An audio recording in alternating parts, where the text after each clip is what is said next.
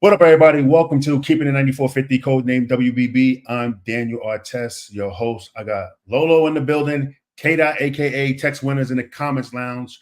So please tap in with us. Please don't forget to follow us, man, on our social media pages and stuff, the Artest Effect, and also Lolo Bike.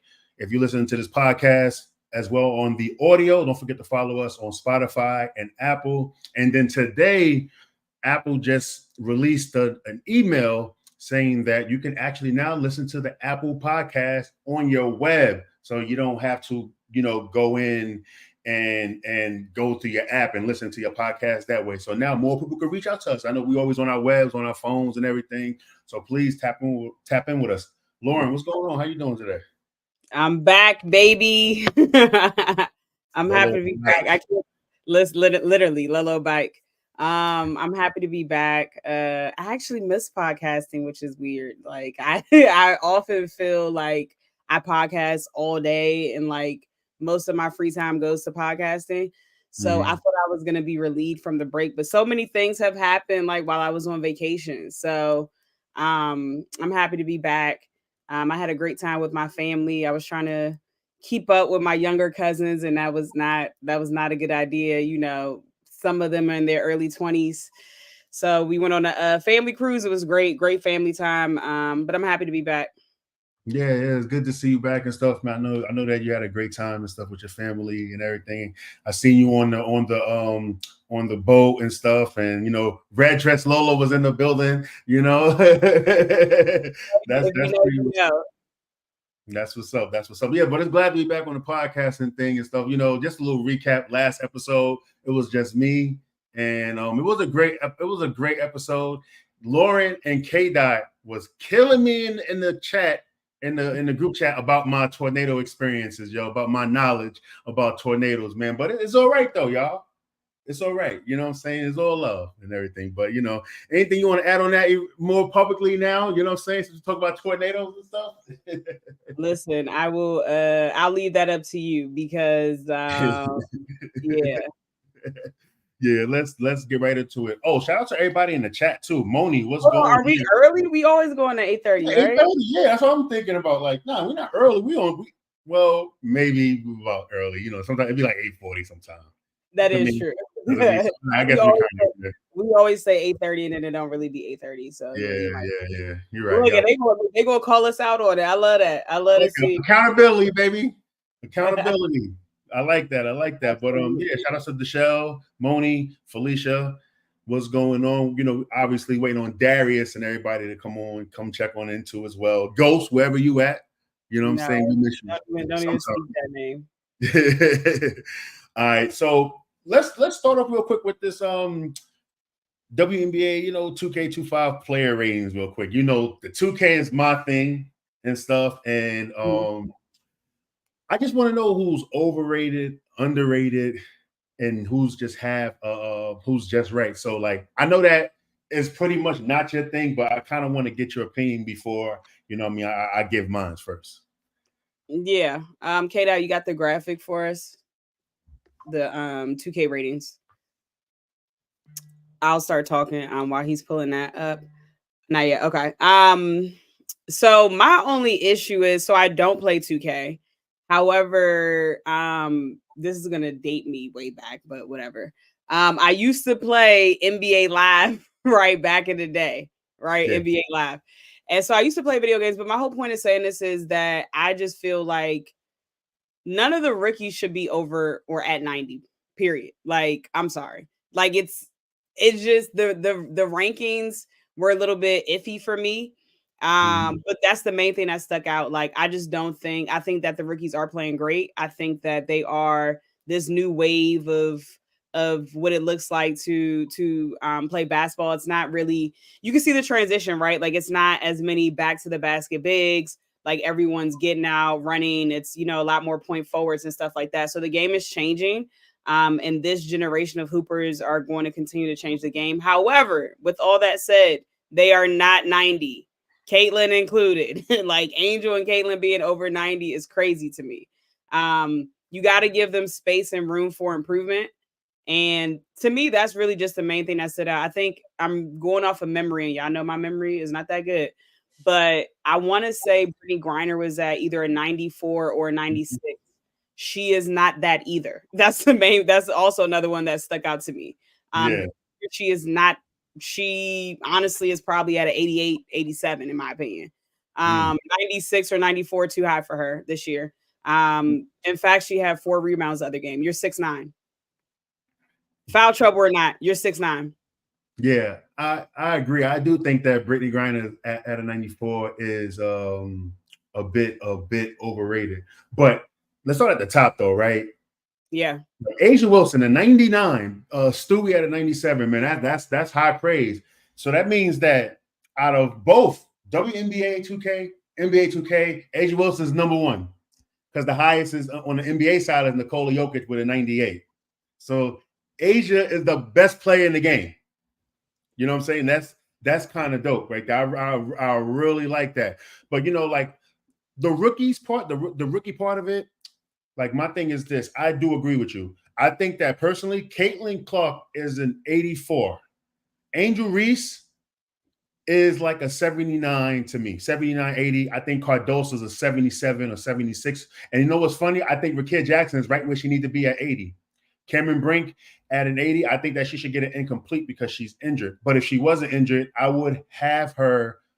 See, that's the thing, right? It depends on how you feel about Cardoso, right? Cardoso versus Brink. Who's the better pro, right? Who's the better pro? So Cardoso, I mean, maybe Cameron Brink could be a 78, 77 too as well. Like that's my thing with the rookies. I kind of feel like the rookies is a weird thing. And I understand that it's a business. This game got to sell, which is going to sell. It's going to be the number 1 basketball, the number 1 game when it drops. I think that it's going to pass that college game when it drops in a couple of weeks. So I totally understand, but I do think that the rookies is way too high, and especially for people like me who play 2K religiously. I've been playing 2K since it was on Dreamcast and NBA 2K. So, I'm dating myself. That's 1999. Like I like the franchise part of the game. Building teams up and stuff. Like I like my rookies to come in, kind of a little bit below so I can grow them. It's going to be easy now to get Caitlin Clark to a 98, 99 by development, Angel Reese as well and stuff, right? And the thing with Angel Reese is this, though. What's crazy about it, right? Like, how is Angel Reese a 90? Normally, these rankings are for elite scoring people, yo. You know what I'm saying? Like, so I guess Angel Reese got a 99 offensive rebounding, 99 defensive rebounding. So they got her jump shot. They got her hitting the midi in the video and stuff. And man, egregious, absolutely. Yeah, you know what I'm saying. So with Angel, it's kind of weird and stuff like that, But listen, like I said, it's just all in the game. Other players I do want to talk about. You know what though? NECA at a 92. I kind of like that because of her all-around game. I think that Aaliyah Boston at 88 is kind of underrated because of her potential and the way that she actually plays. I think that she should definitely be rated higher. Also Jackie Young. The only reason I don't mind the 88 for Aaliyah Boston is because she had a rough first 10 to 13 games. But so that's what they're going for from my listeners. That's true.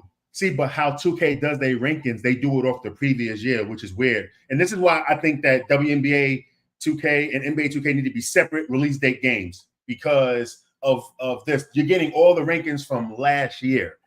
Well, if this is the rankings from last year, then I mean, Caitlin does deserve to be a 90 if that's the rankings from last year. I mean, look what she did in college. They won't. See, I understand where you're coming from. It's a weird thing, right? But I like Jackie Young at 92. You know what I'm saying? Like she is she's really good. What you think about Kelsey Plum at 88 though? You think that's low? You think that's too high? What you think about that? I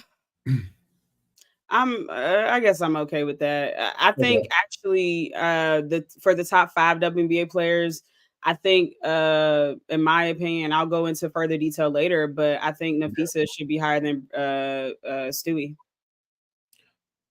Ooh. Wow. Yep. Numbers don't lie, people do. This is what I feel. I feel like they should at least if that. I think, damn, that's tough. That's tough. And Kalia should be at 97 with Stewie, if anything. That's it's hard. It's hard to get. Actually, Asia Wilson being a 99 is crazy. I'm gonna tell you, only 3 people been a 99 in this game. Jordan's always gonna be forever a 99. LeBron was a 99, and now Asia Wilson's a 99. I'm talking about a 99 to start before the game come out. Only happened 3 times. It's tough. The only reason I think Asia is a 99, but someone that's just entering their prime, it gives her no room for growth. Like we see, like last year, we already thought that she was at the pinnacle, you know, in regards of she has developed her skills, but this year she stepped it up even another notch. So it's like, what is she going to do next year? You know what I'm saying? And if she's already at 99, is it just going to be repetitive at 99, 99, 99 for the, you know, until she starts to decline? Like, how does that work? Well, LeBron was a 99 for like 5 years straight. You know, he was like a 99 for 5 years straight. So you just stay there. You just stay there and stuff. You know. Okay. Also, like Alicia Gray, I like Alicia Gray at 86. I think that she should be a little bit higher. Skylar at 87 is very interesting too as well. I'm gonna tell you who's the most underrated player in this game right now, and it's going to be horrible because I'm not going to be able to use her when this game comes out and play. That's Kennedy Carter. Kennedy Carter is a 74. A 74 is insane. Yeah, they play with Kennedy on the top 25 list too. They playing on Big Ken's name, bro. They playing on Big Ken's name. Kennedy, honestly, Kennedy should be at least an 82. At Easily. least an 82. Easily. You know what I mean? Diana Taurasi's at 86. You know, I guess that's the legacy joint right there. But also, hey, everybody, listen, y'all gotta stop. The crazy part is y'all really have me defending Diana Taurasi. And if you know, you truly know, because that's not my GOAT. I don't really care for her. I respect what she's done for the game of women's basketball. But like, y'all gotta stop playing like she sucks and she's just getting these like she's just getting these accolades or ratings or whatever the case is because she's played for 20 years. Like, nah, she's still averaging 16 points a game. Like, she's still like she was scoring yesterday. Like, she can still put the ball in the hole. She can't defend nothing. Like, but she couldn't defend even when she was a rookie. So she's 2 points too high for me. I'm perfect with her at 84, to be honest. I'm cool with that. But 86. You said she got 86 right now? Yeah, she got 86 right now. So I'm cool with it. I thought it was 84, but you know, it's cool. Yeah, that's not bad. I'm just saying in general. I just see people, you know, a lot of people talking spicy about her. And I'm like, anytime I gotta defend her, come on, bro. Like, this is not my favorite thing to do. Okay. But also, I mean, I think altogether, I think most of them are in the right ballpark. Just to kind of wrap it all up, I think most of them in the right ballpark. But my favorite thing about just this whole thing is that the facial scans look a lot better than last year.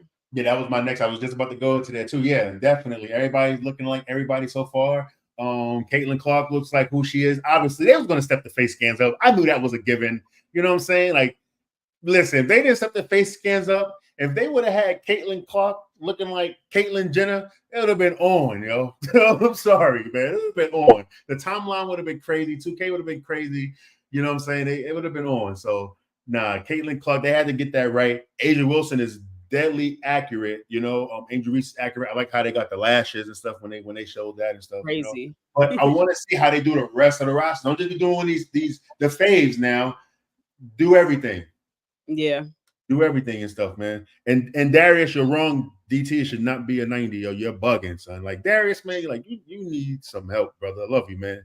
In the chat, man. Welcome back, yo. It's good to hear. It's good to see you and stuff. All right, so you want to move on to those the ESPN top 25 list? Yeah. The mid-season rankings and stuff. Obviously, we know Asia Wilson is number 1. Holding the fort down, 27 points a game, 12 rebounds, basically 3 blocks a game. MVP worthy. Stewie at number 2. Vijay is 3. Jonquel Jones. Alyssa Thomas at 4. Jonquel Jones at 5. You know, going on and on. What's your thoughts on this list, though? The only thing, in my opinion, that they got right was Asia at 1. I think that's the most accurate thing that they have on here. And like I said before, at this point in the season, as of today, I'm ranking Nafisa higher than Stewie, and I do it from a statistical standpoint, but also an eye test. Stewie's averaging 19.6 points per game, 3.8 assists per game, 8.7 rebounds per game, shooting 46.2% from the field, and only shooting 25.2% from long distance. It was 22% before the Olympic break. That her 3-point shooting has drastically declined. I think she was shooting 35% from long distance last year. But then when you look at, conversely, when you look at Fee, she's averaging 20.3 points. So that's more than Stewie. She's averaging 10 rebounds. That's more than Stewie. She's averaging 2.2 steals, more than Stewie. Her shooting percentages from the field are higher than Stewie. She's shooting 48.3% from the field. And from deep, she's shooting 32.8%. So in majority of the statistical categories, she is higher than Stewie. So I'm trying to understand why people are continually putting Stewie above Nafisa when she took her team to go win the Commissioner's Cup. This is a team that people have ranked 9th, and she's taking them and proving that with less talent than the Liberty have, and they're still going out there and doing their thing. So I am personally putting her at number 2. On another podcast, I talked about my all WNBA team, and like I had Fee. I did not have Stewie. People did not like that, but I had Asia and Fee as the front court. So, yeah. So that was a takeaway. I think Sabrina is too low at 7. I think she should be in the top 5. Ooh. I think Kai's too low as well.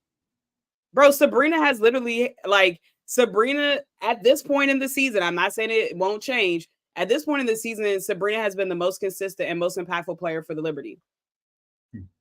I'm quiet because I don't disagree with you on that one. Sabrina has been. She's too low in my opinion. So I think Sabrina, and I think Kai should be higher too. I think she's arguably been one of the best players in the league all season. Carrying majority of the load for the Phoenix team. They've just been inconsistent and injury prone. So she has had 9 30-point games so far this year, which is crazy. Kai has only scored single digits in 4 out of 28 games. Do you know how insane that is? 24 out of 28 games, you scored double digits. So I just feel like she's ranked a little bit too low. I think they have her at 10. No, she's too low. She's at 10. She's at 10. Yeah, she's at 10. And the last thing before I pass it to you, the last thing I want to say is Kennedy Carter being at 24 is laughable. No one on this list can stop her one-on-one. She's one of the best offensive players in the league. There's no way she should be at 24. Yeah, I agree with that. I agree with you with your 5 with Sabrina Ionescu, man. You know, and you know what? I kind of do agree with you with actually, no, not kind of. I kind of do. I'll say it again. I agree with you with Nafisa too as well. I do. I will move John Quell out the top 5. I will put Sabrina in there. You know, I would move AT too if we keep it at a buck. Put Kai in there for AT. Okay. I can see that. I can see that too as well. Also, I'm looking at this list right now. Like, shout out to Becky Hammon too as well. Number 9. I like it. You know what I mean? I like it, man. She's been elite, man. The games that she's been in. You know, also loving that at number 12, Ezzy Magbagor is in there too. Like, man, listen, when she was doing the other day against the Fever with those blocks and stuff defensively, man. She's in the conversation for defensive player. Rating. She's in the conversation. Yeah, she's definitely in the conversation for that one and everything. What you think about Enrique at 13? I'm not mad at it. I can go either way with Enrique. You know, It just depends on what kind of hooper you like. You know what I'm saying? Like, I like players that shoot high volume shots. I wouldn't necessarily want her on my team, but I like players that shoot high volume shots. So I don't mind her being at 13. Yeah. What do you think? Is too low or too high? I like it. It's cool. It's cool with me. Drew Lloyd at 14, Enrique at 13. All right, that's cool. That's cool. Drew Lloyd, obviously, we know that she's definitely a top 10 type talent, but she really hasn't been herself most of the season. Obviously, these last couple of games, she has been. You pointed it out to me and stuff. I guess the last 4 games now, she's been really good. I actually think Caitlin should be higher than Jewel. Yeah, I think honestly, if I'm gonna be real with you, Caitlin should be where Kelsey Plum is at 11. They got her at 15. She leads all rookies in scoring and assists. She's in the top 25 in points, assists, rebounds, steals, and blocks. Believe it or not, Caitlin Clark's in the top 25 in all 5 of those stats. You know what I'm saying? So like when we start talking about Caitlin Clark now, right?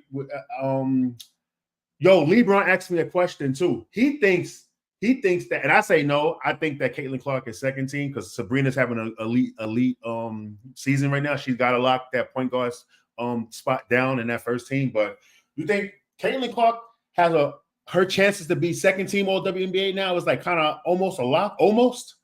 Yeah, for sure. Okay.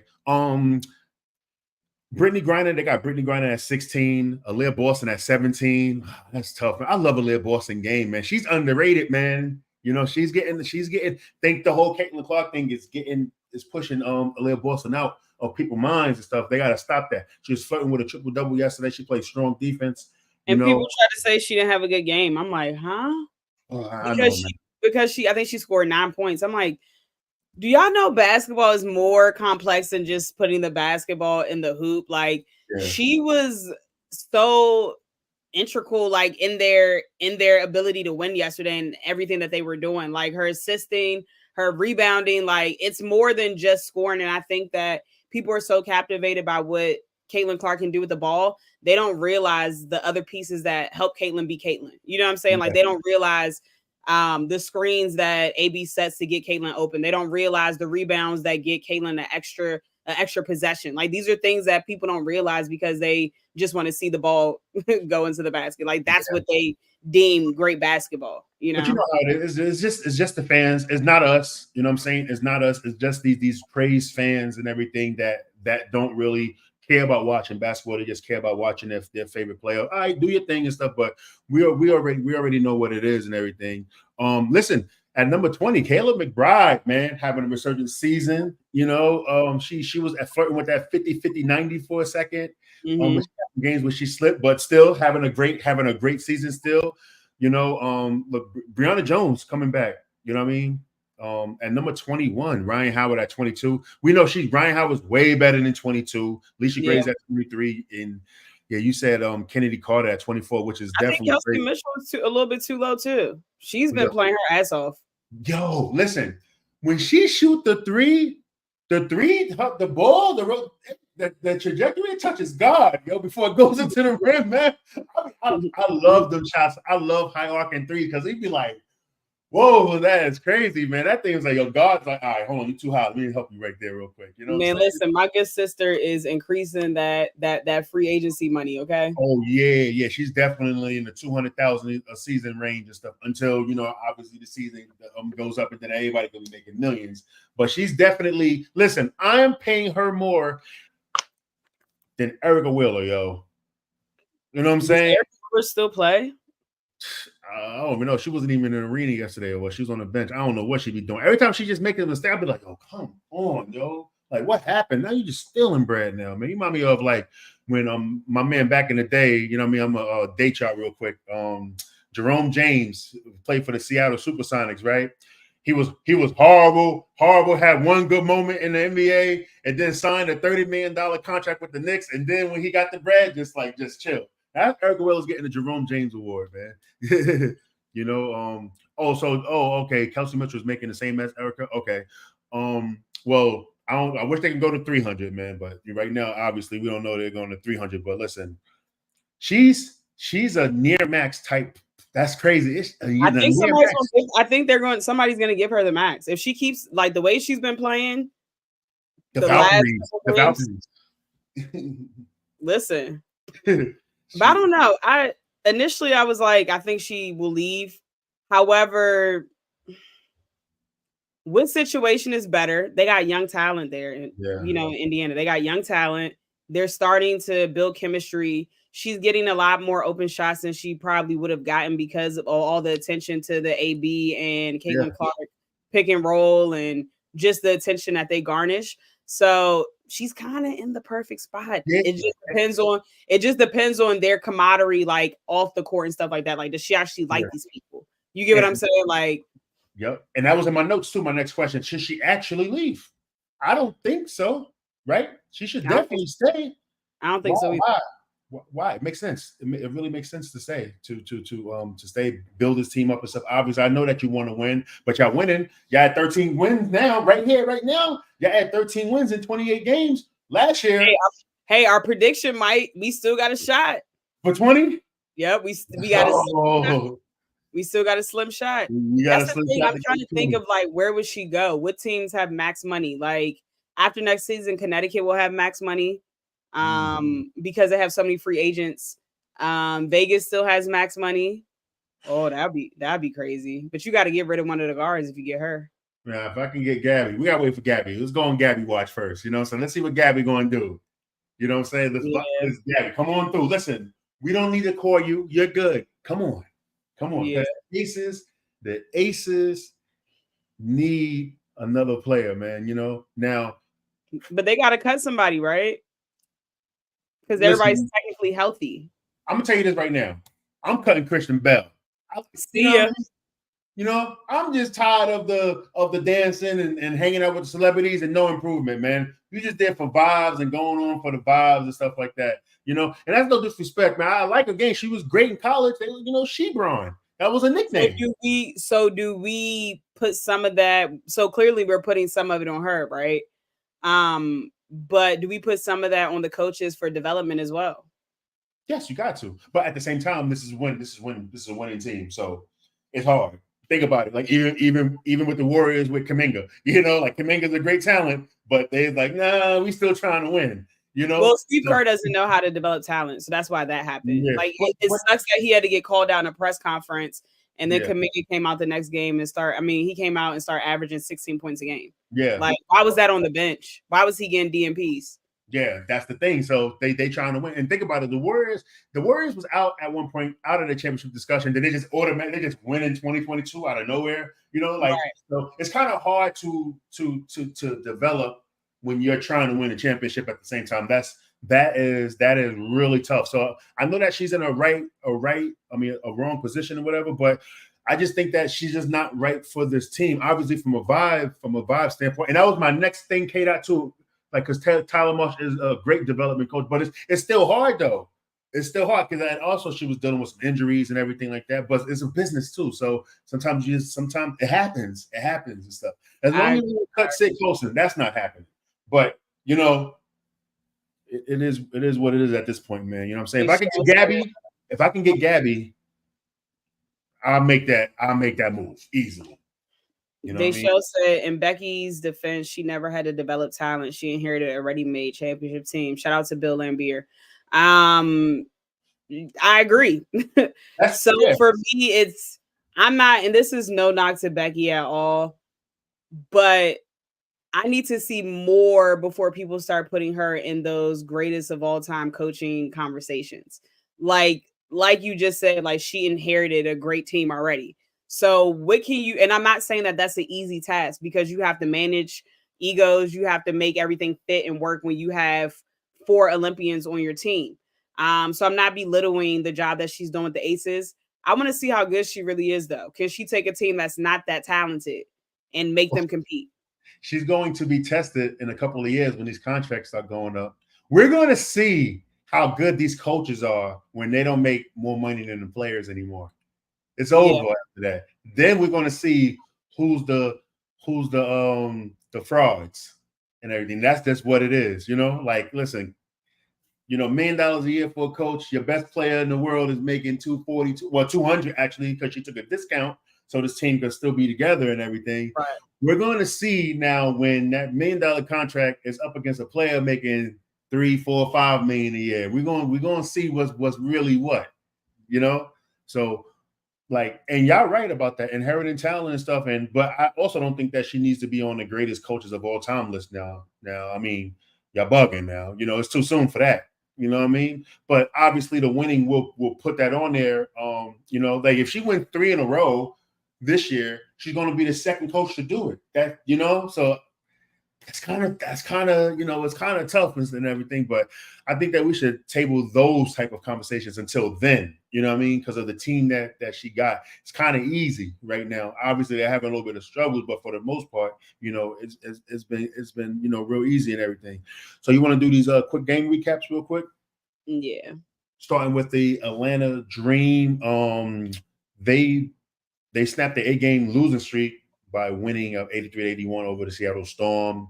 Ryan Howard had a great night, 30 points. Tina Charles with the game-winning shot, man. Like, just coming through in the clutch and stuff. Like, what was your thoughts on Ryan Howard and Tina? I mean, I think Tina showed why she's top 5 for all-time scoring. She hit a bucket when it counted the most, and I don't know who all watched the game, but I thought it was going to go into overtime after Jewel hit that. It was like 4 seconds left, I believe, and Jewel hit like a fadeaway, falling out of bounds type of three that tied up the game, and everyone thought it was going to overtime. And with 1.1, seconds left on the shot clock, Tina Charles hit a jumper, and so Seattle is in a bad place right now. I don't really know exactly what they're doing. They led pretty much the whole game up into the fourth quarter. It was 60-55. And then Atlanta went on a 12-5 run with 5 minutes left to go. And they didn't look back. On the Seattle side, though, Skylar Diggins-Smith had a great game with a season high of 29 points. Like I said, Jewel had 21 and NECA had 16 points. I'm shooting 7 of 10 from the field. So great win for Atlanta. They're looking better post-Olympic break. And I think the game just looks different for them when Jordan Canada is in there, when they actually have a point guard to, organize the offense. You see a completely different team when they have the actual point guard and not forcing Haley Jones to be, the point guard. Yeah, I agree, man. Like, when you talk about Ryan Howard, she was special, 30 points, right? And what about that third quarter? Did she have a span in 1 minute or a little bit over a minute? She had like 3 3-pointers or whatever. Tina Charles about to be number 2 in points all time. She was really calm and collective on that post work, to get the game winning shot. Mind you, this is somebody that sat out all last year. Yeah. WNBA, thought that she was going to be retired. You know what I'm saying? Yeah. But Atlanta, man, they fought back. They was down 14 points in the second half until Ryan took over. Great composure. Even like, Jordan Canada. Jordan Canada had, I think, she had like 10 points in that fourth quarter. I think she also ended the game. She ended the game with like 8 assists. She ended the game with 3 steals. That defense. Tough player. You really need point guards to win in professional basketball. If you don't have a point guard, you're not going to win nothing. You're not going to compete for a playoff spot or a ring like that. This was one of those games that it was like a real team effort. You know what I'm saying? Yeah. Have resiliency. They could have folded when they went down in the third quarter, but they kept grinding and they build it's a big win off the break. You know what I mean? To me, to be honest, and for Seattle, like you said, like we don't know what they're doing. The Comets don't know what they're doing. They had to leave for most of the game. Skylar Diggins was really good, 29 points. Lloyd with that big shot, the fall away 3, but it just wasn't enough. And it just sucks. But back to the Dream, this win could be like a real big turning point. They really needed this win to boost their confidence. They've been struggling and beating Seattle, a top tier team that I think we all had in the top 4. You know what I mean? So with ATL, it's like, can they string more wins together with this momentum and everything? Because they're right there when it comes to the playoff spot, But shout out to the Dream. Shout out to the Dream fans too. Y'all finally got something to celebrate, man. And big win for Atlanta, a bigger night for Ryan Howard. So we got to see what they're going to do going forward. Can they keep it going? Agreed. So the next game was Indiana versus Phoenix. Indiana won 98-89. And in my opinion, the Fever have just looked re-energized following the Olympic break. They appear to be playing with more chemistry and just like cohesion, which has shown as they defeated the Phoenix Mercury. They actually swept them in the 3-game season series. I didn't know that. But Caitlin Clark scored 13 of her 29 points in the first quarter, added 10 assists and 4 3-pointers, was just hooping. I mean, honestly, everyone was hooping. Her running mates, Kelsey Mitchell and Aaliyah Boston, contributed as well. Kelsey has 6 3-pointers and finished with 28 points. AB outplayed Brittany Griner, finishing with 14 points and 9 rebounds. That's why Brittany got a little feisty and told the ref, like, yeah, I'm basically handle her if y'all don't get the game under control. On the Phoenix side, Cobb finished with 32 points and 8 rebounds. She was really their brightest spot, to be honest. DT had 16, BG had 10 points and 4 rebounds. And that's what I'm talking about. Like, Mm. I understand she was in foul trouble. Bro, you're 6'9". Yeah. You're 6'9". Yeah. You should not. You literally should not have 4 rebounds ever in any game, ever. Like, it's ridiculous and it's just unacceptable. For me, the keys to the game was just Indiana dominated the points in the paint. They outscored the Mercury 34-10. And, you know, at one point in time, they led by as many as 28 points during that game. Yeah. So what do you think about the game? Well, the game was a game of runs, pretty much. You know, Indiana came out crazy. Like Caitlin Clark came out crazy, and Phoenix came back. They went on a big run. It was like a 25-7 run in that third quarter. You know, and listen, if this is why the 11 and 20 days, the 11 games in 20 days was big for Indiana. For games like this, they would have folded earlier in the season. Yep. They didn't, but they didn't. You know, when Caitlin came back into the game, they got back stabilized, and Kelsey's clutch shooting, big shot, hitting big shots. You know, Katie Samuelson in the third quarter to end the 3-pointer to end the buzzer to end the third quarter. I'm sorry. You know, and the crowd energy was just there. You could just see it throughout the whole game. It was just crazy. Like Indiana's just riding on a high right now. You know what I'm saying? Ever since I came back to my second home, you know what I'm saying? We've been riding on. I'm saying we now. Like what, boy? Where's the Uncle Phil Jeff at? We crazy. Oh, you speak French now? Yeah, that's funny, right? Exactly. Nah, but you know, I guess because they're getting the All-Star weekend next year, you know what I'm saying? Salute, you know what I'm saying? So they're just riding on a high right now. Caitlin Clark was amazing, right? Caitlin Clark was kind of cooking Kyle, but Kyle was cooking right back. You know, I love that matchup, how they was going at each other and stuff. And you know, it was getting a little chippy between them two competitors, man. Like what you saying earlier about Claire Copper being higher than number 10. Yo, I agree with you, man. Like she's just a different breed of player, man. She really is. She's a different breed of player. She's really tough, man. And coming off that Olympics, obviously, you know, a little bit fatigue and stuff when you got, 3 players. And Kyle was kept them in the game and everything. You know, they could have won it. I think they actually ended up taking the lead too. But this game was a big boost for Indiana and everything. They swept their first team since 2020. The playoff race is heating up. You know, and for Caitlin Clark, it's like, hey, this is why I'm the number 1 pick. You know what I'm saying? This is what it looks like when I finally got some breathing room to go work out and get stronger. She said she gained a little bit of weight too over the off season, put on a little bit of muscle during that break and stuff. So, this is a big win. And then they ended up winning again. We didn't put it on the notes to talk about it, but they ended up winning again. So they had a great week of basketball, of the season. 22 points. Shout out, Lexi Hall had a big game too as well. And that's the thing, like, this is what I've been saying from the beginning of the year. Indiana has the talent. When you look back at the people that they drafted, they have been terrible for years, which means they have the higher draft picks on their team. It just was going to take time. So the first 2 weeks of the WNBA season, when new casual fans were calling them trash and they suck, like, bro, they literally had no time to gel. So they used these 3 weeks strategically, had a little bit of time to take a break, but also worked out, worked together. And you can see the difference. You can see Caitlin working on her floater and implementing it now. She hit it a few times the other day. And you can just tell, like, the chemistry between AB and Caitlin is a lot better. Like, just the chemistry with her and Kelsey is a lot better, like, just all together. So this is this is exactly the reason why me and you both said that this team could possibly win 20 games this season. And people laughed at us. And people, like, they had all kind of things to say, but we were accurate. This team is talented. Like, they literally have talent. So if they're putting it all together now, if they are able to keep the core together next year, this is a team to watch out for. I'm not saying that they're going to be a championship team, but it's a team that can really get scary. And depending on, I don't know exactly where they have their pick this year. I don't know if they have a pick this year or not, but it's also a loaded draft class. I'm sure they can tell me if they have a pick or not. I'm not sure off the top of my head. I only care about the Mystics 2 picks. So, y'all got an interesting. Listen, if y'all go 1-2, y'all can even go 1. If y'all go 1-2, I feel like the Sparks, because they got a 44% chance of winning. So Crazier things that happen.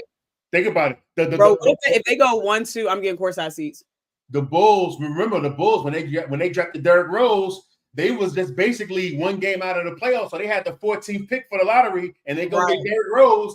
Listen, y'all get 1 and 2 in this draft. Your future is so bright for real. That's freaking Paige and Kiki Iriafa, That's crazy. Then people have to say bye to any Juju hopes. Dude, for Juju. Listen, LA got to keep on losing, man. We need Juju in a hometown, though. That'll be fire. Hey, but listen, I was looking at the. I know we're off track, but I was looking at just thinking about the roster. Even if Paige ends up in LA, that's going to be tough. Cam, Paige, Rakia, still got De'Erica. Yeah, they just got to get a real, get another guard too. But yeah, they can be even at 2-3. 2-3, whatever. Y'all, the Mystics are in a bright spot, man. They're in a great spot. Then, Shakira, hopefully her hip is fully healed. I like what Aaliyah Edwards is doing. So it's there. I'm not going to bet on Shakira's hip though. Once your hips is like kind of a career ender too as well. Like the hips is different. So I hope if it's 40, I think they're going to increase it next year. Let's just say 42 games, right? 44. It'll be 44. 44 games. If she can play 75% of those games, I'm okay with that. Yeah, they have to do load management. You have to give it at least 30. You gotta just load manage and just make sure that she's ramping up for that if y'all going to the playoffs and stuff. A lot of these bottom feeding teams right now is going to be contenders in a couple years, man. I mean, even look at. I mean, we'll get in. We're not going to really touch on it later, so we can do it really quickly. But even with the Wings, once they get healthy, they're not. They shouldn't be at the bottom of the league right now. Like they have far too much talent. So with the Wings, right? Because I know that Wings was on the thing, but we don't really need to talk about that because I think that Atlanta has a better chance on getting up, like we talked about, right? Yeah. The Wings, they need a point guard, yo. Point guard play is horrible. Now everybody be talking about I don't know her last name, man. Uzum, that the overseas point guard and stuff, the starting point guard for them. But out of 144 players that's playing in this league right now, like when it comes to turnovers and stuff like that, like creating turnovers or something, like she's like 135. Yeah, they should have kept Odyssey, man. Yeah. I don't know what's going on. They still holding out hope for Lou. So Lou's a shooting guard. She's not a point guard. She's a shooting guard and stuff, right? And me and Kate was talking about that too as well. Like, I don't know, man. I don't know about. I would have, I don't know. Odyssey, she was averaging 17 points in her 9 games there and stuff. I don't know why she's getting all these. I was telling Kate, I think since like 2013 or whatever, 2015, one of them years, she's been on like 5 different teams, but she's been producing on these teams and everything. I'm just like, I don't understand why they're giving her these kind of crazy contracts. Like, there's no stability in her career. I don't know what's going on. I don't know if she has a bad reputation around the league that we don't know about, whatever. But she's a player and she can definitely help Dallas out and stuff. But Dallas, though, they gotta. It's just the way they play. They are a shot happy, no defensive playing team. You know what I'm saying? And also another thing, real quick. I seen somebody was talking about Chrissy Sides. I just want to talk about that real quick. I don't think that she deserves to get fired. I think that she's done a hell of a coaching job. Now, when you really think about it, the reason why people wanted her fired because of how they started out. They had a crazy schedule. Now that since then, I think since that schedule ended, they were like 12-6 now, something like that. So, like, I don't think that any, fire Chrissy Sides things, it shouldn't even be an issue anymore. I just think that it is, she's doing a great job. And she's not getting her flowers because, once that social media wave come, you get that reputation, it's over. But here at the 9450, we show everybody love. And if you're doing bad, we'll call you out. And if you're doing good, like Angel Reese did, compared to what she was doing last year in college, we'll eat our words and stuff, Yeah, I think I'm not saying Christy is coach of the year, but I think that she has definitely made, she definitely have made adjustments. Yeah. She's definitely been coaching better than she did in the beginning of the year. And like you said, they were also tasked with a difficult schedule where you're playing 11 games in 20 days with a completely new team, a brand new team, essentially, with a dynamic player that changes everything that they did from the previous year. So I think that people just had to use a little bit more grace and common sense, because people were saying that Aaliyah Boston and Kelsey Mitchell were ass, like just off a sample size of 10 games. Like, how do you call somebody that shot 50% from the field and run rookie of the year last year ass? You know what I'm saying? Like, so it's just novel fans. I won't even call them fans. They're just Caitlin Clark fans that don't really understand how basketball is played.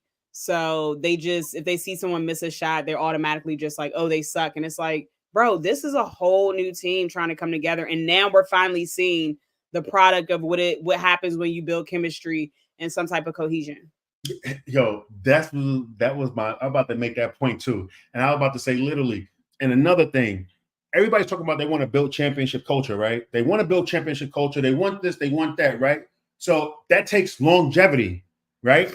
It takes longevity. You got to build. You just can't be like, oh, snap, we're doing this. Let's fire this person, or let's trade this person. Let's cut this person and stuff. It takes longevity to build culture. Think about it. Spurs fan right here, me, look at Greg Popovich, been there since Tim Duncan's rookie year and still there, almost going on almost 30 years with this team, with the Spurs, and that's how you create that culture and stuff. It's about time for us to stop worrying about the microwave stuff and let's actually prepare this food and put it in the oven and let it bake, so, and that's just what it is. No, Chrissy Size is not going to be coach of the year. No, not at all. But she's doing a hell of a job. And I think that she definitely deserves her flowers and stuff. So salute to her and everything, And shout outs to Reggie. Said, oh yeah, all right. I see what you're doing. I see what you're doing, Reggie. You normally read the comments, but not for you, brother. You know what I mean? You're too emotionally invested, brother. You know what I'm saying? I love you, man. But hey, let's move on to the next game. Tina Charles again, second straight win over the Connecticut Sun and stuff. The Atlanta Dream is making some noise after this Olympic break. Being two of the top four teams. They beat the Connecticut Sun 82-70. Tina Charles had 22 points, 15 rebounds. This turnaround from the Dream after the Olympic break, especially how they struggled, it's pretty cool to see. It's pretty cool to see, man. And it's pretty cool to see Tina Charles, Queens, New York, in the building. Showing why she's still a legend. You know what I mean? Playing big in the clutch in the previous game and then dominating in this game right here too as well, man. You can't overlook the veteran presence, man. Can't overlook the impact that she's been having in these games and everything. Ryan Howard wasn't her best self. Alicia Gray wasn't her best self in this game too as well. But it does speak value about like we said about the last game, the resilience of the team. And they're actually deep too when they're healthy. Jordan Canada, again, another big game, 13 of her 19 points in the second half. Like I said, point guards, and then when Connecticut took that late lead, Atlanta said, nah, we're going to go on this 11-0 run real quick. And that's what it is. They executed in crunch time and the Dream got this win. Connecticut's defense, which is one of the top defenses in the league, they just couldn't really contain them, down the stretch. So salute to them. What's your thoughts on that game? Connecticut has 17 turnovers, which led to 18 points for the Dream. I think that's the game in a nutshell. They couldn't protect the ball, and I think it's partially Stephanie White's fault for starting Marina and Dejanay together. That is not going to work. You need a point guard out there. The first quarter looked discombobulated. It looked very sloppy. And people might say, hey, they need to build chemistry, which can also be true, but they need an actual point guard out there. Marina Mabrey is not a point guard. So Stephanie White is going to have to put her big girl panties on and figure out, who am I going to bench? Because Marina and Dejanay should not be starting together. So the way she sounded in the presser was almost like Dejanay is used to playing the 6-man, role. So I feel like she's leaning more towards putting Dejanay back on the bench because she's used to that role. I think that's a mistake. I think that's your best perimeter defender. You gotta have her out there. I'm bringing Marina off the bench. Or how about they do it depending on certain matchups? That's what she said she was going to do. But it doesn't matter because Dejanay is your best perimeter defender, which means she has to be out there. Yeah, she has to be out there, and she's one of the best young two-way players in this league too, as well. So now I totally agree that she needs. Theoretically, the matchup makes sense. Like, oh, for certain matchups, we're gonna alternate, but it's like, no, Dejanay has to be out there because she's your best perimeter defender. Yeah. All right, let's move on. Let's talk about this Aces over the Sparks, man. The Aces was dominant again. A'ja Wilson, 34 points and 13 rebounds, man. This is her 17th game this season, which is a WNBA record of 20 points and 10 rebounds, and she broke her own record. Her impact on this team is just crazy. She's just like really unstoppable right now. And I know you got something to say about that, Lauren, but let me get off my bars. Like when she's not setting records, she's just redefining the word dominance in the WNBA. She is showing everybody why she's a 2-time MVP, right? This is her 8th consecutive game with 20 and 10, which is another WNBA record. And in that stretch, she's averaging almost 30 and 14. She's just unfair. And not even like the raw numbers, Lauren, right? The efficiency, 93% from the foul line, 53% from the field, and the span too as well, right? Like it's one thing to put up the numbers, but another thing to do it with such efficiency is what like separates the good players from the great players. That ability to be consistent game after game after game after game, and that's why the Aces is dangerous. And also like the support that she's getting from her teammates too as well. Kelsey Plum, 4 3-pointers made, 18 points. Tiff Hayes, 11 points. Jackie Young, obviously not her game, but she still kicked in with 10 points. The Aces, they're playing real good team basketball, right? But I'm taking Alyssa Thomas's name. A'ja Wilson's the engine for real when we really think about it, man. You know what I'm saying? She's the engine. That's what engines do right there. Put the team on your back and go. And even when the Sparks, made this game a close game, you can just be like, all right, we're just gonna give the ball to A'ja, and she's gonna find a way. And that's exactly what happened when the Sparks tied the game up in that second quarter. A'ja Wilson said, all right, y'all, let's go. Give me the ball. Let's respond immediately. And that's what it is. She hit the jump shot. Then Kelsey Plum hit a basket. Tiff Hayes hit a 3. And then it was just all Aces from there and stuff like that, man. Like, and I know I'm talking too long. I'm sorry. But I really love A'ja Wilson's game, man, to be honest. Like her leadership is just something special, right? Like a player, when you got a player like that with her presence that can just like lift her team up, right? And on defense too, she's been equally as exceptional on defense like she was on offense. And that same span, when I was talking about the points and rebounding, she's averaging 3.5 blocks. So you're protecting the rim, you're scoring when you want, efficiently, and just leading your team, any way possible, right? And they're 17-9 right now. I think that going forward, that the Aces should be really comfortable, should feel really good about their chances as they are going down this stretch in the second half of the season, inching towards the playoffs. Because A'ja right now is in MVP form. She's been in this all season long, and it looks like it's going to be another deep postseason run. You know what I'm saying? I'm sorry, man, but, just shout outs to A'ja Wilson, man, for real. Because once again, proving why she is the best in the game. People say one of the best. No.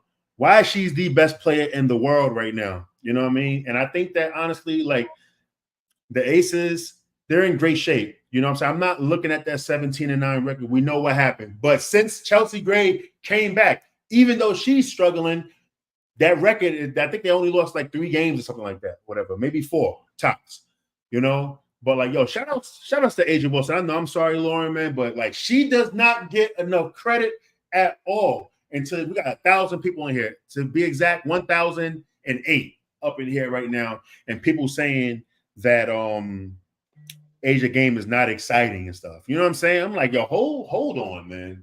Like, y'all doing too much now.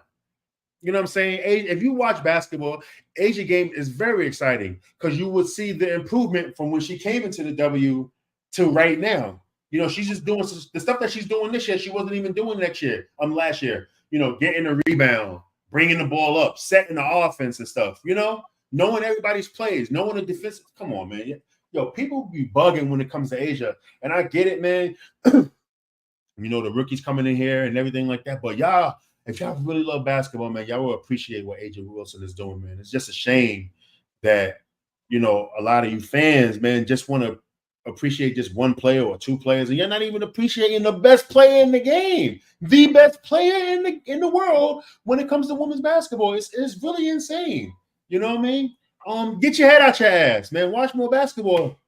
Feel me? Go ahead, Lo. I'm sorry.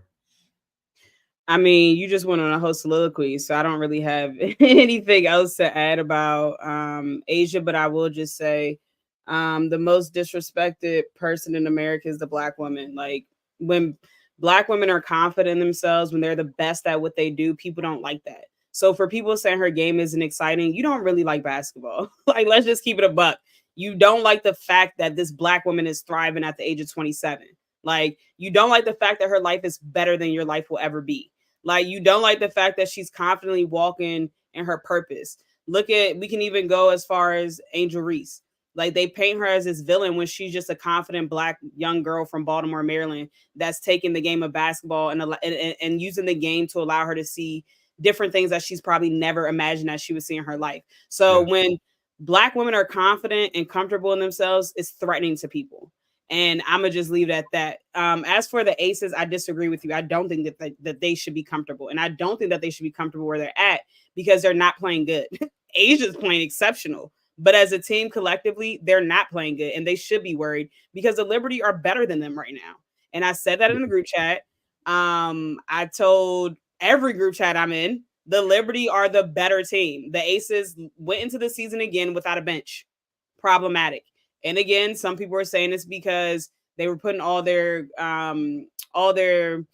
efforts into, Candace Parker staying again and playing. And so when she kind of retired at the last minute, it shifted things and, they didn't know what direction to go into. I get it, but you had Mo Billings out there that you could have signed. If you wanted to go guard, you could have had Odyssey Sims. It's players that were out there that could have helped this team. You have Kia Stokes out there averaging under 2 points a game. You have Chelsea Gray, who I went on record before and called her the best point guard of all time, who's a shell of herself. Like, yes, she still is, assisting the ball. Yes, she still can pass, but she has too many turnovers. She's dribbling the air off the damn ball. She is getting passed on defense. Like, no one can tell me that she's 100% healthy. No one can tell me that. Her shot, she has no explosiveness. Her shot is flat because she's not using her legs because she doesn't have that jump. So I'm concerned. Like, I'm not going to lie. Like, I think that can they make a playoff push? Yes. But my issue isn't even with the talent because the starting five is so good. My issue is, okay, of course they had the depth issue, right? However, my thing is effort. Like, it's literally a lack of effort. Like, they're just out there going through the paces. Like, it almost feels like they don't realize that, number one, you're competing for 3 in a row, which hasn't been done only but one time. One time, right? Mm-hmm. So that's already a hard feat in its own. Like, you can't half-ass and go through the motions. Like, every team has gotten better, but you guys. Like, you know what I'm saying? Like, y'all got this basically the same roster as last year. So everyone's getting better, and y'all just think that y'all can go through the motions. The only person out there that looks like, I'm trying to go out there and kill you, I'm trying to go out there and win this, is Asia Wilson. Like, Jackie has been playing well. Last 2 games, terrible. Like, I don't know what the hell is she on, but last 2 games, terrible. Like, so Chelsea played well last game. I think she shot 3 for 4 from the field. You cannot shoot only 4 shots when Kia is giving you 0. You cannot shoot only 4 shots. I don't care if they're not going in or not. Like, you have to shoot the ball more. It's so many things, and I'm glad that Becky called them out in that presser. I'm glad that she called her out in that presser, them out in that presser, because when you look at it, like, I really don't even enjoy watching them play anymore because it's half-ass. Like, this is not the team that I used to enjoy watching. I will say that I enjoy watching Liberty now because they're going to go after it. Like, K-Dot brought up a good point. And shout out to K-Dot. He was on, let me make sure I get it right, the New York Post, I think. They had like a show yesterday, and they interviewed him, asking him about the Liberty. And he made a good point. He said the Liberty are 9th in pace. Are we going to play it? Can we hear the sound? I don't think there's no sound because it would have just came up. Okay.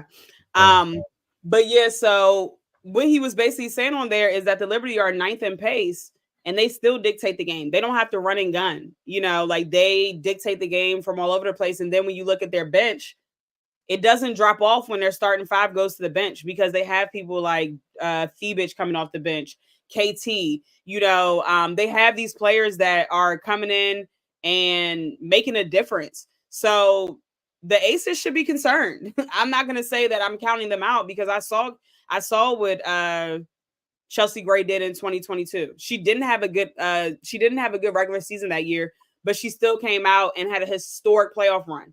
So who knows? Maybe that can happen again. They better pray it happens again, or they better pray Gabby somehow falls into their lap. Because as constructed and how they're playing right now, this is not a team that's going to win 3 in a row. And you're not wrong. You know what I'm saying? You're right. Me, I just say that they're the defending champions until they're dethroned. So Agreed. I'm just I just ride on that and stuff. And with Chelsea, I know that Chelsea might not have the postseason run that we know that she can have. I think that injury is actually probably was worse off, and she's not going to be the same. This is an injury where like next year, maybe, she'll be back to 100%. I think that she's not even 80%. I think that she's like 75%, which is really tough. She doesn't even look 80% out there. I agree. Yeah, which is really tough. But they got to dethrone the champs, and until then, what I'm saying? Like, I just feel like, but since they came back, like that record, they have been, that record is positive for when they came back. So I was looking at it from that standpoint, and hopefully they can get her. If they can get her to 85% by the time the playoffs come, man, I think that'll be very interesting and stuff. But yeah, listen, the Liberty are 23-4 right now. They're playing elite style basketball. It looks like my dream of the Knicks not winning the championship yet is still going to continue. I'm really excited about that, because this Knicks is ops forever. So, we're gonna keep on keeping on and stuff like that. But, you said everything that you needed to say on that end and stuff like that. I like your points and stuff. The Aces do got a lot to work on. I just feel like Adrian Wilson is just so damn good, man. I know her back tired from carrying him. I know her back tired from carrying this damn team. Like, can somebody help? Anyone out there? Can somebody help her, please? What does she have to do? Average 40 points a game? Like, it's effort, bro. Like, it just irritates me when I know a team is better than what they're playing. And that's the irritating part. Like, I literally get irritated watching the games because I'm like, they're so sloppy with the ball, like just half-assed, not even going after loose balls. Like, Kia, what are you doing, baby girl? Like, how did you get worse from last year? Like, what are you doing? Yeah, it's like sometimes like when you're doing your roster thing, sometimes you gotta, how when championship teams, they win the championship, but they keep that core, but they'll make those little moves on the bench to bring in a slightly better player and stuff. I think that's what the Aces should have done, because I kind of think that Kia kind of overstayed her welcome. Right? Hold on, what Kia we talking about? Kia Stokes. Okay, I would just make sure we're talking about. All right, cool. But this is the thing. Last year, at least Kia was rebound. You know what I'm saying? That's what I'm saying. She wasn't scoring, but she was at least defending well. She was moving her feet. She was rebounding. This year, it's just vibes. Like, yeah. A lot of them came back. The championship hangover, man. They drink too much of the champagne. The championship hangover always happens and stuff. So it looks like this playoff run is going to be one of those runs where they just going to have to toughen up and be like, all right, this is what it is. But they still have a lot of time left on this second half of the season to really pull it together, though. You know what I'm saying? Do. So that's why I'm not on the bandwagon of just saying I don't think that they'll make it to the finals. I'm not saying that by any means. However, I think that I'm a little bit more concerned than I was in the beginning of the year.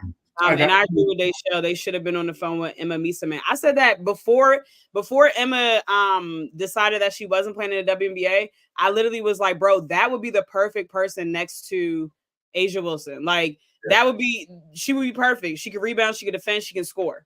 Like, but let's move on because I want to talk about Becky just Hammon. touch on a little bit of the Becky Hammon comment, and then I just want to touch on a little bit of the Skylar versus Caitlin Clark thing, and then we can wrap it up. I'll set it up for you though. So we have a real serious and real complex situation unfolded in the WNBA, right? You know, the Las Vegas Aces, Becky Hammon. This story is really not about the game of basketball, to be honest. This is about allegations of mistreatment, discrimination. Now there's some legal battles now that's about to be a part of this whole thing. It's about De'Ara Hamby and stuff. She was traded to the Los Angeles Sparks in January 2023. She has alleged that she was mistreated by the Aces, during her pregnancy. And these claims has led to a federal lawsuit now against the WNBA and her former team, which I was like, oh, okay, accusing them of discrimination and retaliation. So this actually kind of cuts deep into the integrity of the sport of basketball and also the responsibilities of those in these leadership positions. Because listen, Lo, these accusations are not just a matter of us talking about it, but it's now a legal process. Stuff she's claiming that the Aces traded her because of her pregnancy. A move that she thinks that was rooted in discrimination. And we know who Hamby is, man. Her time with the Aces, 2-time Sixth Woman of the Year, Olympic bronze medal this year, and now she's fighting something that she thinks that is an injustice, right? Becky Hammon, another one, well-respected player, figure in women's basketball. She's going public with it after the Aces win over the Sparks. And Becky Hammon refuted all of Hamby's allegations. She said that with emphasis, there was no form of complaints filed by Hamby through the usual channels, basically like HR and the players union. She's insisting that she wanted to trade Hamby was because of a strategic move and it wasn't related, to her pregnancy. So the defensive play on both sides or whatever, she for Becky, she's basically saying that there's no HR complaints, and there was only trade talks that started when Atlanta reached out, and she was basically saying that the move was about positioning the Aces to sign, a player like Candace Parker, rather than anything being personal. But the league's investigation found some fault, which led to Becky Hammon being suspended, for 2 games, and they lost the 2025 first round pick. But despite those actions by the De'Ara, she's not satisfied with the outcome, so she's taking her fight further. She filed a complaint with the Equal Employment Opportunity Commission. I can give you some facts. The EEOC, you know what I'm saying? So which gave her that right to sue in federal court and everything. But this is one of those situations where the stakes is high, not just for De'Ara, not just for Becky, but for the entire W real quick, right? And the outcome of this case can have kind of a lot of implications on how the league handles business now in regards to player treatment, concerning pregnancy and, the rights of women's athletes, to be honest. It's just a reminder to everybody that with sports, as much as it is about competition, it's about ethics, responsibility, and really how we kind of treat one another. I know K-Dot got a quote from Becky Hammon about her answer from the press conference. Go ahead and play it, brother. I can give you some facts. Want some facts? I do want facts, and I also would like to know, what would you like to tell people about your integrity as a coach and the integrity of the organization you work for? Here's some facts. I've been in either the WNBA or the NBA for now 25 years. I've never had an HR complaint, never, not once. I still didn't, actually, because De'Ara didn't file any. She didn't file with the Players Union. She didn't file with the WNBA. Those are facts. It's also factual that nobody made a call about trading her until Atlanta called us in January. That's a fact. Okay. And so, to me, it just didn't happen. I'm sorry, the bullying, I spoke with her every day. If she wanted to practice, she practiced.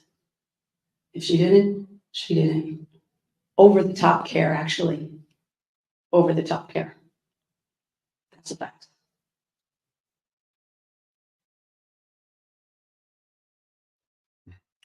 Yeah, so it's a lot going on and stuff, right? But like honestly, and I know I'm talking too much, Lolo. I apologize. Mhm. This is like a real serious thing, right? And I know as a man, like I can't go through what women go through, but what I'm saying, as somebody that has 6 sisters and things like that, it does kind of bothers me, man, because it underscores the importance of the league's role in protecting its players. You know what I'm saying? Ensuring that all these actions are taken by all these teams and the management, make sure everything is just fair and just, to be honest, So like as this story continues to develop, man, we're going to be following it closely, everybody, because the truth will need to come out in court. But like it's just really sad, man, to be honest. This is one of those moments where sports obviously intersects with the broader societal issues and everything, and that we got to pay attention and stuff. So we're definitely going to keep you updated and stuff. But I know that I was talking a little bit too much. My apologies, Lauren, and stuff. You know what I mean? Normally that's you. You know what I'm saying? Lolo and Lothar King and what I mean, Loza Parks and Muhammad Ali and everything. But I really had to get that off and stuff, because it's definitely it's sad, man. You know what I mean? And I hope if it's true, heads got to roll. I don't care who you are. People, you can't have a job no more. Go ahead. I'm sorry. No, I agree. It's a very serious situation. I'll start with Becky first. Who the hell are their PR people? Like, why would you volunteer this information when it's literally a case going on, like an open case? Like, even if you believe that that's the truth, like, who's advising her? Because she was extremely eager to share her thoughts about what were facts. I just think it was very trivial for her to say, I've been in the WNBA and on the NBA side for 25 years and never had an HR complaint. How long did it take for R. Kelly to go to jail? How long did it take for people to admit that Bill Cosby was roofing them?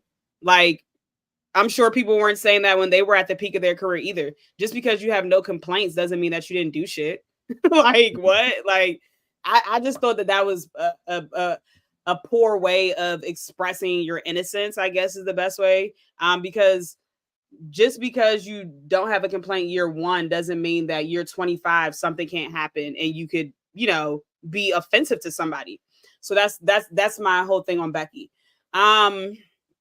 This situation is near and dear to my heart because most of you guys know, of course, I am a mom. I have a 2.5-year-old, and just as a woman in general, and as a Black woman, which De'Erica is, we are at a 3 times higher chance of dying from childbirth.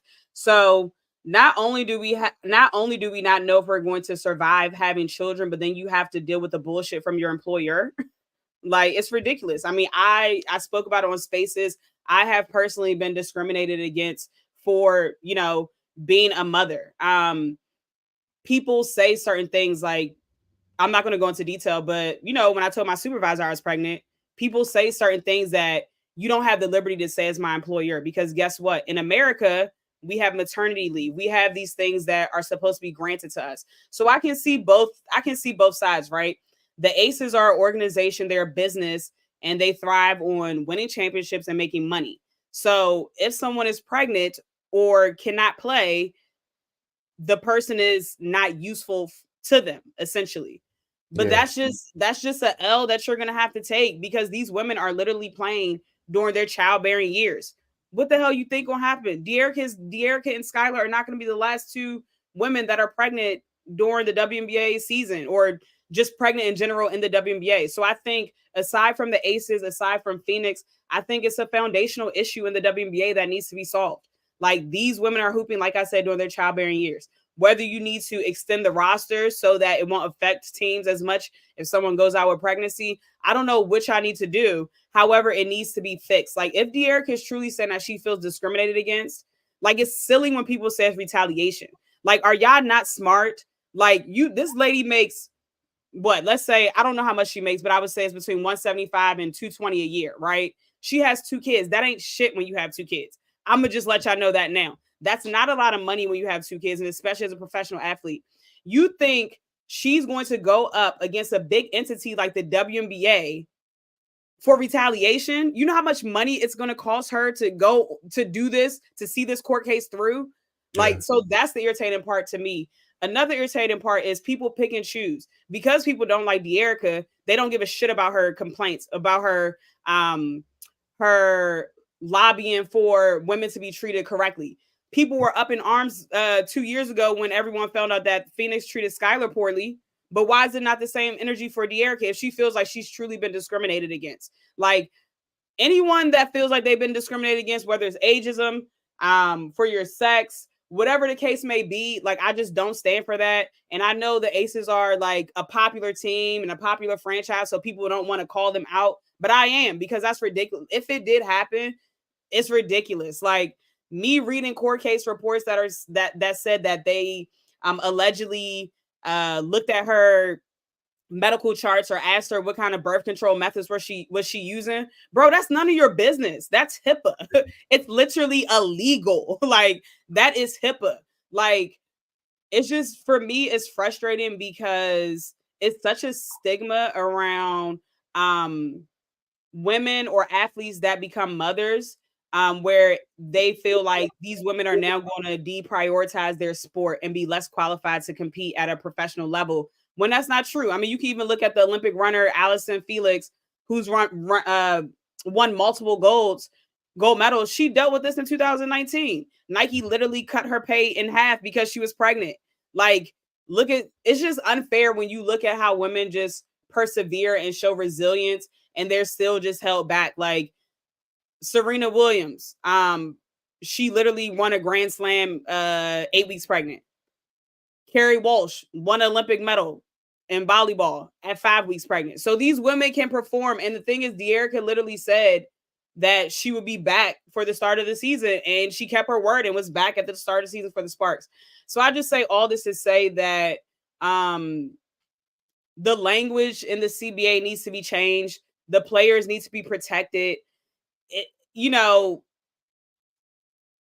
just what it is. Like, it's hard for me to side with the WNBA or the Aces in this case, because if this young lady truly feels like she's been discriminated against, and you taking your time, you taking your money, you're going to get harassed, like, and you still are pursuing this lawsuit, something happened. That's all I'm gonna say. Something had to happen, because no lawyer is going to tell you that this case can actually, like, you can actually see this case through if they don't believe that you have a chance at winning. And then last thing I'll say is Devereaux Peters, who played for the Minnesota Lynx and also Notre Dame. I don't know if y'all got a chance to see it, but if you haven't, check out her thread that she did today. And just basically saying how she had an encounter with the WNBA as well. And because her dad is an attorney, she found out that some of the things that they were doing were illegal. So she basically went to the union and told them, like, hey, I want to have a case against the WNBA. But the key that I didn't know is that the lawyer that you can have has to be a WNBA representative. So it's the WNBA against the WNBA. That needs to change. They're always going to look out for the WNBA's best interest.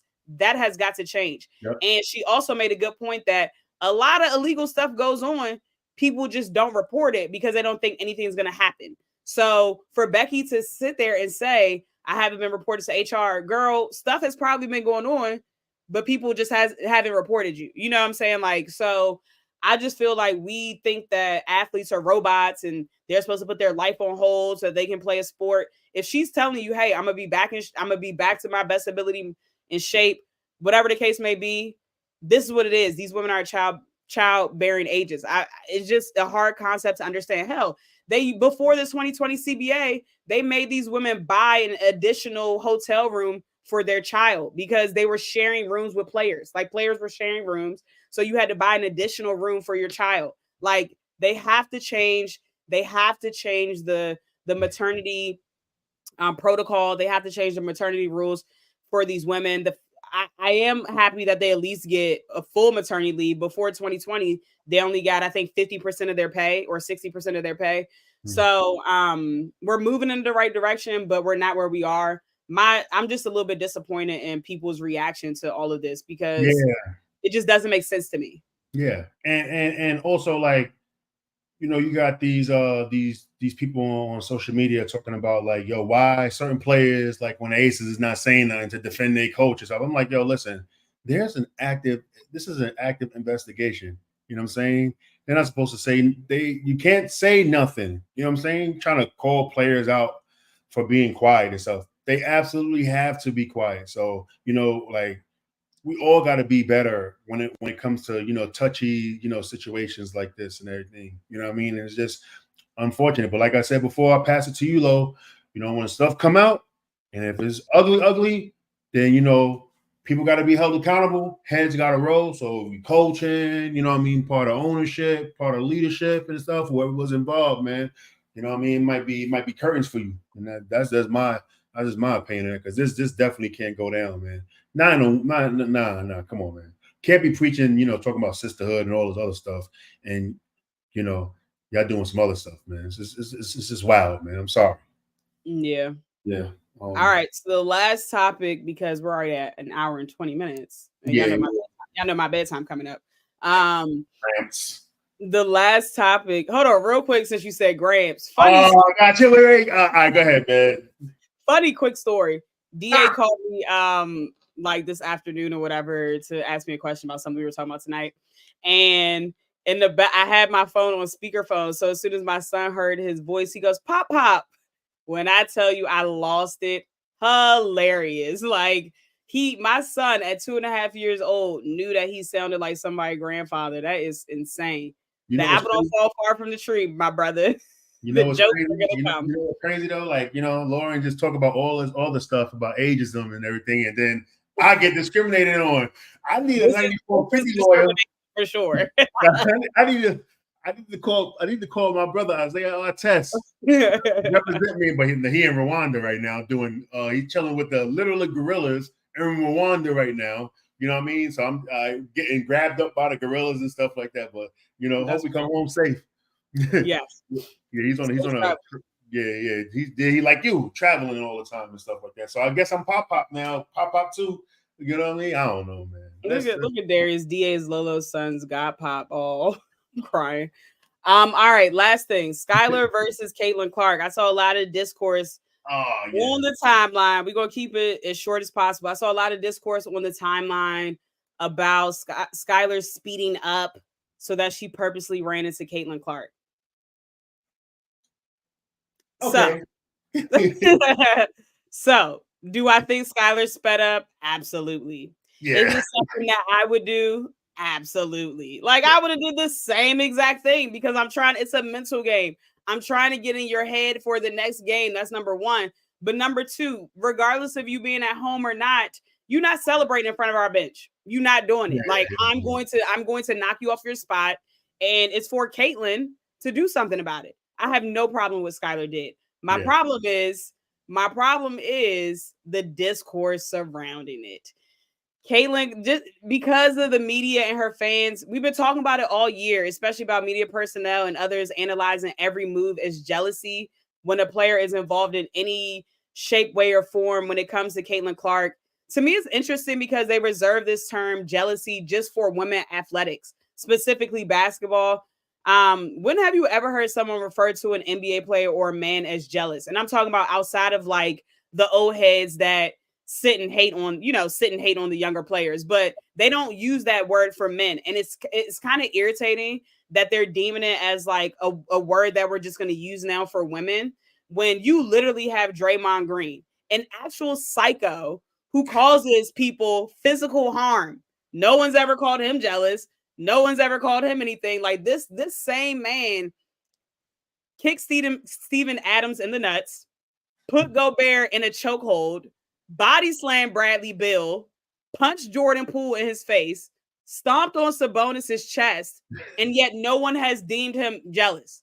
But these women are competitors, and we're having full dissertations online about hip checks and Skylar bumping into Caitlin Clark. Like, have y'all ever played a fucking competitive sport?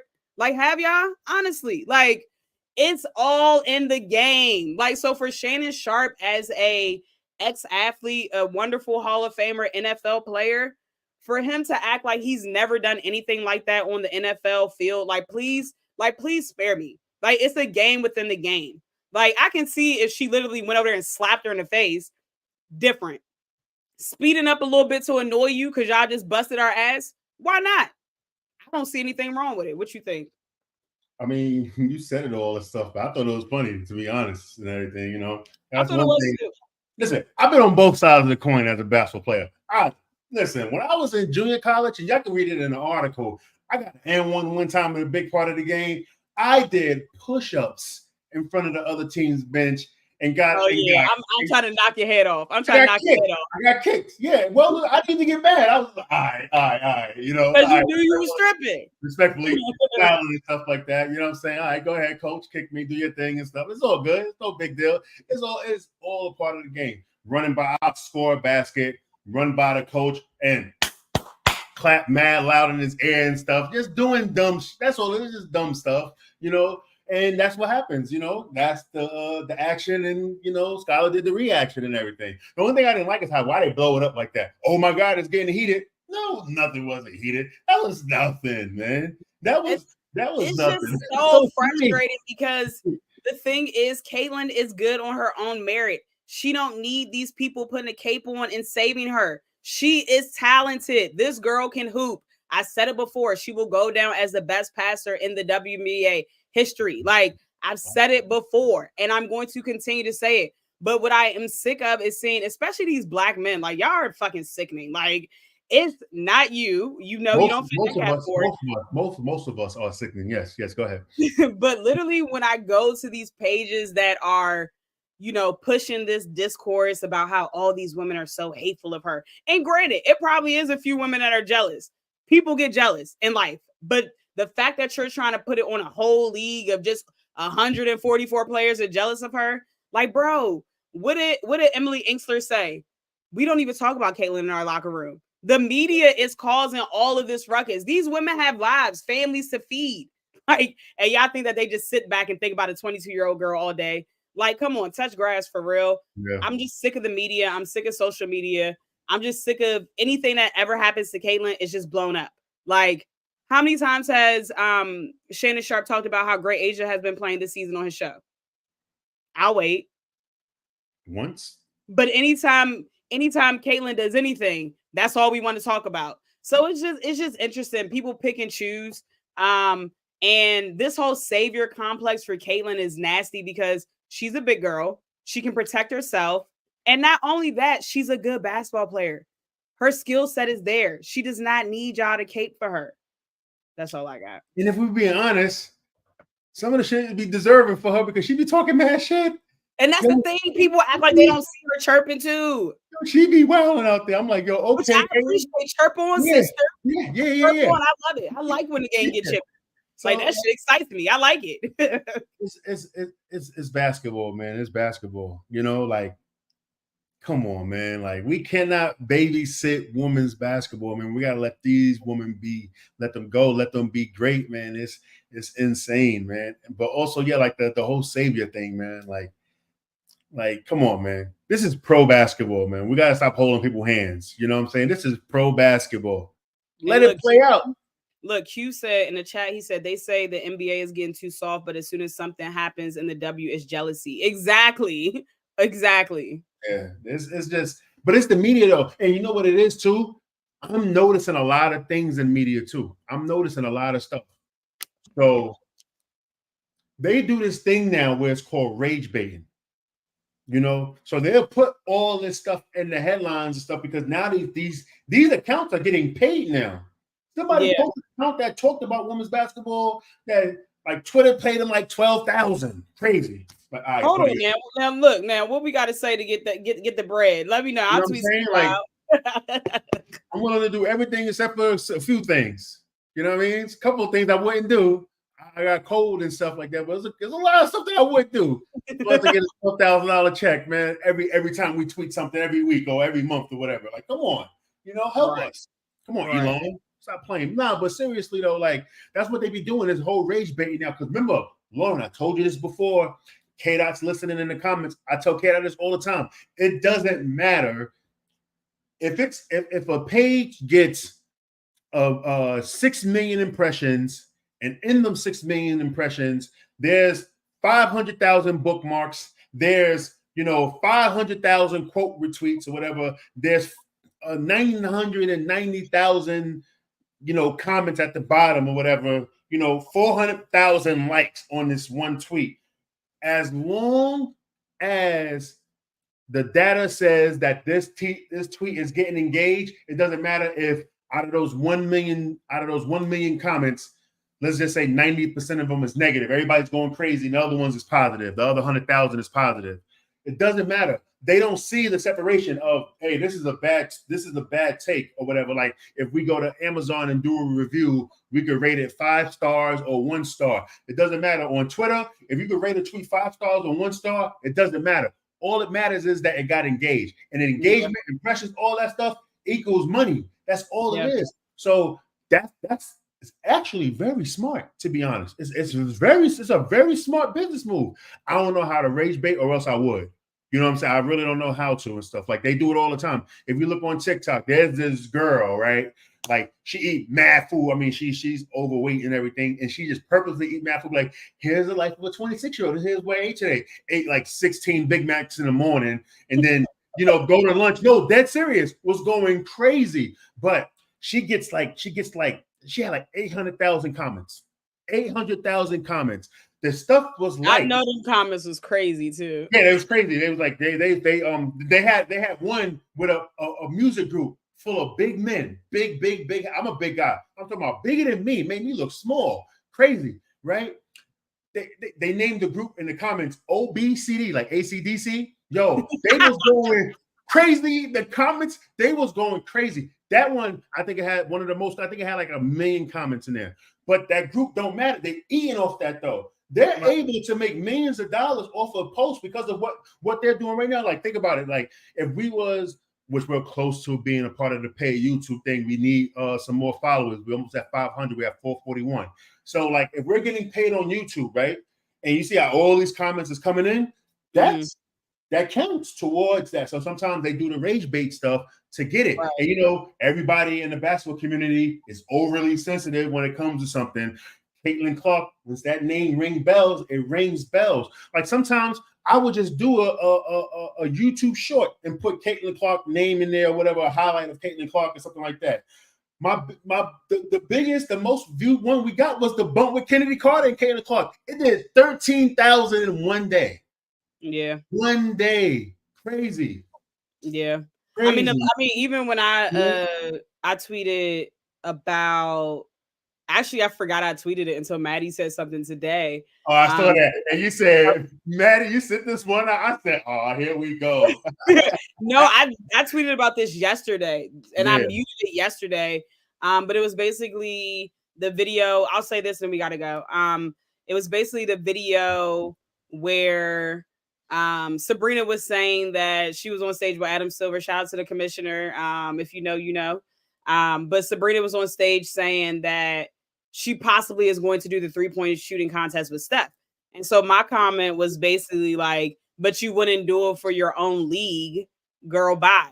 And so people were pissed and they're like, she sat out and I basically also said that, she used the Olympics as an excuse. And so people were not happy about that. Like, oh, if it was a Black person, you would care about their mental health. And I didn't see that until today because I muted it. But people were really mad about it. And I'm like, it's just interesting because from my point of view, like, I understand that she wants to prepare for the Olympics. I understand that Caitlin Clark wanted to, be able to rest before the season restarted. Y'all were already in Arizona. Y'all already there.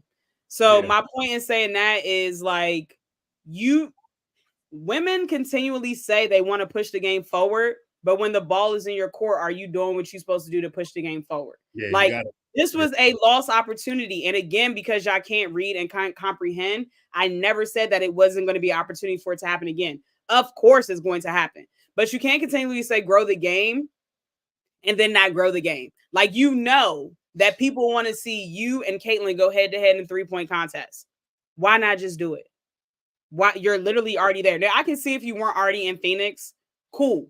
Y'all both already there. Like sometimes, just like us, regular folk that have 9 to 5, sometimes you got to do stuff that you don't want to do. That's life. But when you put it in the context of we're trying to grow the game, bro, I'm gonna just do this 3-point contest to get it over with. I'm gonna just do it because I know what it's going to be like for the ratings. I know it's going to help garnish more attention because people that don't even really watch the WNBA, they were hitting me up like, bro, why aren't they in it? Why aren't they in the 3-point contest? Like, it's embarrassing. It's actually literally embarrassing that they weren't in there. Not saying that they. You said what? I got a conspiracy theory. Hold on real quick. Not saying that they're not saying that they're never gonna do it. I think they both will do it. Oh. But it's just irritating to me that like you are willing to go and do the NBA again when they literally didn't play one WNBA commercial during that whole event. And that was the best event of the entire weekend. They didn't play one WNBA commercial. Like, so people were like, oh, well, it's still helping the WNBA. No, it's not. Because I really think that people watch Steph and Sabrina shoot and then they say, hey, you know what? I'm going to go watch the WNBA. No, they didn't. They didn't. So, but go ahead. What's your conspiracy theory? I think, and you know what's funny? I don't like conspiracy theories. I hate it. You know what I'm saying? But I kind of feel like the NBA paid them not to do it because they want Caitlin and Sabrina at All-Star Weekend next year. What, with like Steph and Clay or something like that? Whoever else. Yeah. We're just probably you're prioritizing another league over your league. Mm-hmm. That's probably what it is and stuff. And again, Darius is right. They made the best decision for themselves. However, I also hold the right to have an opinion on the decisions that they made. Mm-hmm. You're a sports figure. I have that right to make an opinion. Not saying that like this is not anything factual. Like, you know what I'm saying? Like, this is just my opinion. And a lot of people feel the same way. They feel like we got cheated out of seeing them two, you know, play. Now, next year, here in Indianapolis, if Caitlin don't shoot, yo, it's going to be war. She better shoot. She going to shoot next year.